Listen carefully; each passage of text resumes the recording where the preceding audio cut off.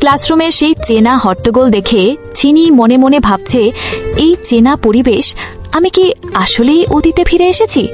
ঠিক তখনই তাচ্ছিল্যের সুরে বলে ওঠে, ঝিনি, আমি তোর সাথে কথা বলছি, কানে যাচ্ছে না? শিউনি আজ একটু অসুস্থ, ওর বদলে আজকের ডিউটিটা তুই করে দে। ঝিনি নিজের মনেই গুমড়ে ওঠে, কারণ তার মনে পড়ে যায় গত জন্মের কথা। সে ভাবে, ঈশ্বর আমাকে আবার সুযোগ দিয়েছেন। গত জন্মে আমি অন্ধের মতো প্রিন্স তোমাকে বিশ্বাস করেছিলাম, আর তোমরা আমাকে নিঃস্ব করে দিয়েছিলে। কিন্তু এই জন্মে আর নয়, শুরুটা আজ এখান থেকেই হবে। প্রিন্স আবার অধৈর্য হয়ে ধমক দেয়, কি হলো, হাঁ করে তাকিয়ে আছিস কেন? জলদি কর। পাশ থেকে শিউনি ভান করে মিষ্টি সুরে বলে, আহ প্রিন্স ভাইয়া, থাক না, যিনি তো বড় লোকের মেয়ে, ও কি আর আমাদের মতো কষ্ট করতে পারবে? থাক, আমিই কষ্ট করে নেব। প্রিন্স তখন ঝিনিকে অপমান করে বলে, আরে না, ও করবে, বন্ধুদের বিপদে ও তো সবসময় পাশে থাকে, তাই না জিনি? তুই শিউনির কাজটা করে দে, ও অনেক অসুস্থ।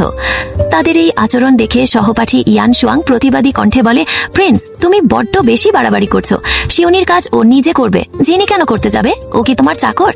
কিন্তু প্রিন্স নিজের যুক্তিতে অটল থেকে বলে, তোমরা বুঝবে না, আমার পড়াশোনা নিয়ে অনেক চাপ, সময় নষ্ট করার মতো ফালতু সময় নেই, আর জিনির তো মাথায় পড়াশোনা ঢোকেই না, ও এই কাজগুলো করলে অন্তত ওর একটু উপকার হবে। আশেপাশের সহপাঠীরা ফিসফিস করে বলতে থাকে যে জিনি বোধহয় এখনো ওই প্রিন্সকেই পছন্দ করে, তাই সে নির্ঘাত রাজি হয়ে যাবে। জিনি সব শুনে মনে মনে প্রতিজ্ঞা করে, গত জন্মে তোমাদের কথা শুনিনি বলে আমাকে মরতে হয়েছিল, কিন্তু এবার আমি ভুল করব না। প্রিন্স, তোমার মুখোশ আজ আমি সবার সামনে খুলে দেব। প্রিন্স যখন অহংকারের সাথে বলে, এই তো ভালো মেয়ের মতো কাজ, যা এবার ভালো করে ঘরটা মুছে ফেল, তখনই চিনি গর্জে ওঠে। সে মোপটা হাতে নিয়ে প্রিন্সের দিকে তেড়ে গিয়ে চিৎকার করে বলে, তোর ভালো মেয়ে দেখানো আমি দেখাচ্ছি, এই নে তোর পরিষ্কার করা। কেমন লাগলো? ঠিকঠাক রয়েছে তো? আমার ইউটিউব চ্যানেলটি সাবস্ক্রাইব করো।